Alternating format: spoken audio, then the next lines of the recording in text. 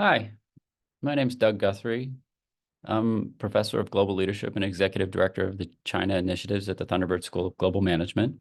I'm also the co-founder and chairman of On Global Leadership.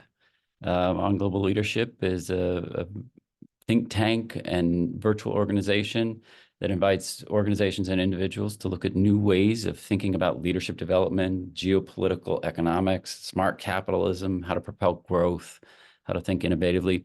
Our biggest focus is on China and the United States. And so we think a lot about US-China relations, and we think about economic development in China and how to go beyond what sort of classical economic theorists think about in terms of predicting the economy, and think deeply about what's actually happening across the economy and in different sectors and in different cities. And so we offer just a number of different approaches to this: research reports, insight posts, podcasts, books, advisory work. And we think deeply about economic development in China and the ways in which it fits into Asia and the ways in which it fits into US-China relations. Um, so recently, the China News Service reached out to me and asked a couple of questions that are in today's news. And we have regular posts that we call OGL Real Time. And we're also starting a podcast series that's very much tied to real-time posts. So we'll treat this as the first of those. So China News Services reached out and said, China's economy grew at 5.3% in the first quarter, beating the negative expectations from many Western media. So why do you think China can still reach such a level of development despite global challenges? So there are two answers to this question from my perspective. First, China's economy is just much better organized than most capitalist market economies around the world right now. Economic development in China is fundamentally shaped by government guidance and centralized control, and that's been the case throughout the economic reforms and also deep into the communist era. However, when we think of the Chinese government as this authoritarian, protectionist, centralized party in Beijing, that doesn't really do it justice. And the central control that comes out of Beijing is only one side of the government. In reality, local governments are the engines of driving China's growth. Indeed, the Chinese government is extremely decentralized and an entrepreneurial system of district and township governments. We like to think about Andrew Walter, China scholar Andrew Walter's a famous article from the American Journal of Sociology in 1995, in which he labeled Chinese local governments as industrial firms. And it's really an apt way of thinking about what's happening in China today. And that was 30 years ago, and it continues to be the case. But the mayors of China's districts, townships, and villages behave like corporate CEOs, focusing on key performance indicators, KPIs, pursuing foreign investment, advancing their own careers through the financial and economic achievements of their districts and townships. But they don't do it alone.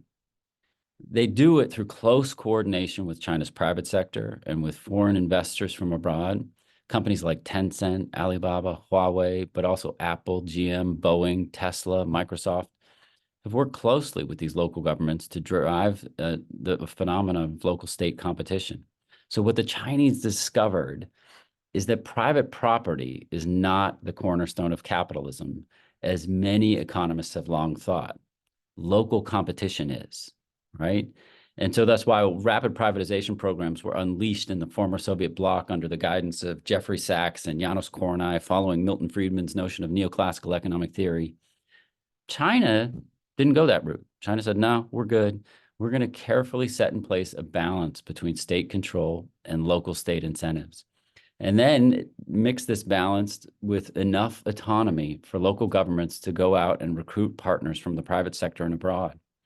So this has allowed China to build the most dynamic manufacturing supply chain in the world. And it's allowed China to become one of the most innovative economies in the world.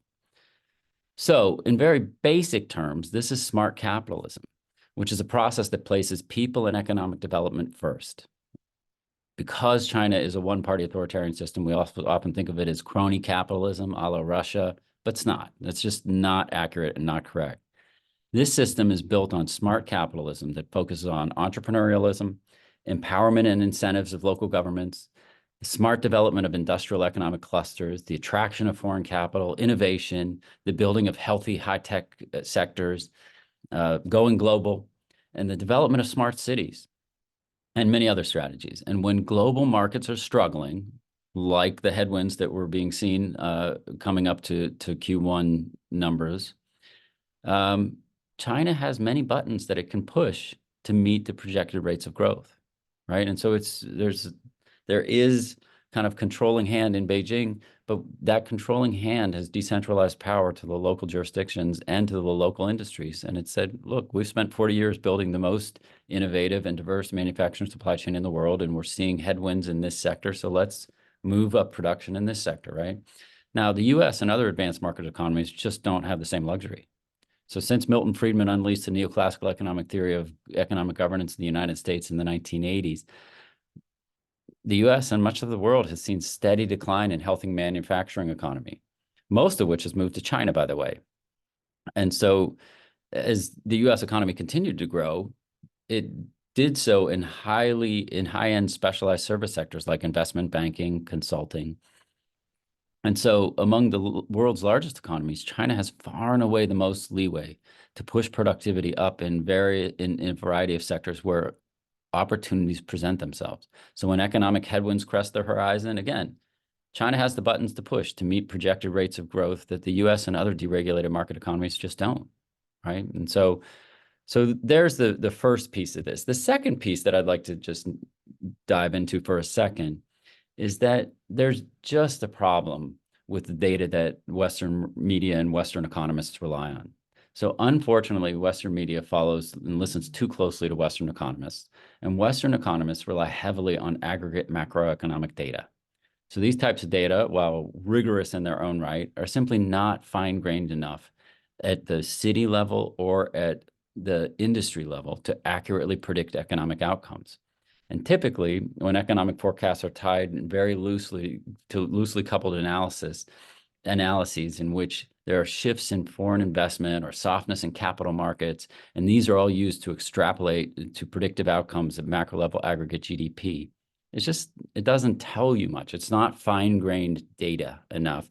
And it doesn't account for the fact that, again, China can move things around and see where shortfalls are happening and say, we need to up production in solar panels over here, or we need to put more of these things on the market. And so China just has the control over the numbers that macroeconomic theorists, who again are coming out of the notion of neoclassical economic theory that governs market economies in the US and much of the West, it doesn't tell you what you need to know. So question, why can China still reach such level of development despite global challenges? The answer is because the Chinese economy is structured in a way that allows it to do so. China's economy is quite simply has many buttons it can push to meet projected rates of growth. And China is just smart capitalism. It is a better, well-structured capitalist economy than a lot of deregulated market economies that are operating in the West, particularly in places like the United States. So that's my answer to the first question from China News Service. Second question, what do you think should be done for China to maintain continue to develop its momentum? So here I'll say that the most important thing China can do is to continue to push the decentralized market model of local governments as industrial firms. So in the first question, I sort of laid out what that's about. China just needs to keep going down this road. China's approach to economic development has not been some blind neoclassical economic theory faith in deregulated markets. The US economy has been forever altered by the invocation of this theory in the 1980s, and the transforming Soviet bloc nations were equally ravaged by the theoretical stance under the guidance of Janos Kornai and Jeffrey Sachs. But China has stayed the course of incentivizing local governments to innovatively build industrial clusters in specific manufacturing sectors in the economy and in the market. And our view is that they just need to continue to do that. Keep walking the path. So take, for example, renewable energy and the amazing innovation in the city of Changzhou in Jiangsu province. So in recent years, the list of cities with a GDP of exceeding 1 trillion yuan, so about 143, 150 billion USD, has been a hot topic in China's regional economies. So according to official data in 2023, Yantai City in Shandong Province and Changzhou in Jiangsu have crossed the threshold to become the new members of the Trillion City Club in China. But despite the economic parity between these two rising tier 2 cities, Changzhou is much more well-known than Yantai, and the reason's simple. Entrepreneurial Changzhou has established itself as China's new energy capital, right? And we love the fact that, whenever we talk about going deep and thinking about tier 2 and tier 3 cities, if you ask people in the United States, like what cities do they know in China, they'll say Shanghai, Beijing, Tianjin, Shenzhen. But if you ask them, well, what do you think about Changzhou? And they'll say, well, I don't know much about Changzhou. Well, it's the new energy capital, right? And so again, local economic development, local governments as industrial firms, and entrepreneurialism that happens in these spaces in very specific areas. So Changzhou has a long history of work in the textile industry, having developed a foothold in textiles and related industries in the 1920s and 30s. And despite living in the shadows of such powerful tier 1 cities as Shanghai and the Jiangsu's capital city of Nanjing, Changzhou has long been regarded as a high performer in business development in the reform era. For a decade, the new energy industry, from photovoltaic and power batteries to energy vehicles, has been reshaping the economic map of Chinese cities. Changzhou is one of the earliest cities in China to develop a new energy industry, and the initiative has become the cornerstone of the city's bid to join the Trillion City Club. So Changzhou is just one of many examples that exist that continue to evolve in China today. And if China stays the course of innovative building new industrial clusters in cutting-edge industries, it'll maintain the course and take its position as the largest economy in the world in less than a decade. So question 3 from China News Services. What can the world learn from China's resilience in the economy? And this is just going to build on the 2 answers that I just gave. But let me reiterate some of the key points. The world must learn that China's approach to organizing a capitalist economic development is simply superior to the approach taken by most of the rest of the world.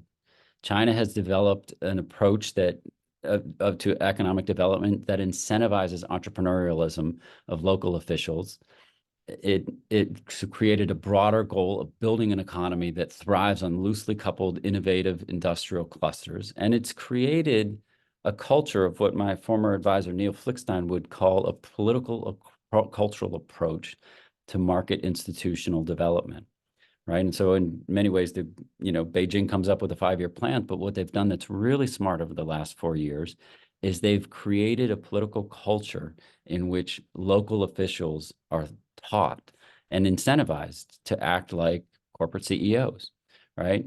And so the bottom line is that free markets do not rule supreme in China. Instead, there's a careful balance between macro level planning at the national level and local entrepreneurial development at local municipal levels. The United States economy started heading south when economist Milton Friedman began to win the argument in the 1970s that truly free markets were the only way to run a healthy economy. In the years since the Friedman revolution in economic policy, we've adopted a stance that maintains that states and markets are at odds with each other. Right. And in China, for the last 40 years, there's been a close coordinated alliance between the state and the market. It turns out, from a capitalist economic development standpoint, China has managed this process much better than any other large industrialized nation, including the United States. It's not crony capitalism, as we sometimes dismissively say. It's a brand of capitalism that we used to practice in the United States. And it's a brand of capitalism that made us the economic envy of the world in the 20th century. It was smart capitalism. And now China leads the world in smart capitalism. So if the world wants to learn something from China's resilience, study just how brilliant this country has been set up in developing a capitalist market economy, and study the deep details of local economic development and the culture of local economic competition. So those are my answers to the questions raised by China News Service. And this is Doug Guthrie signing off. Thank you.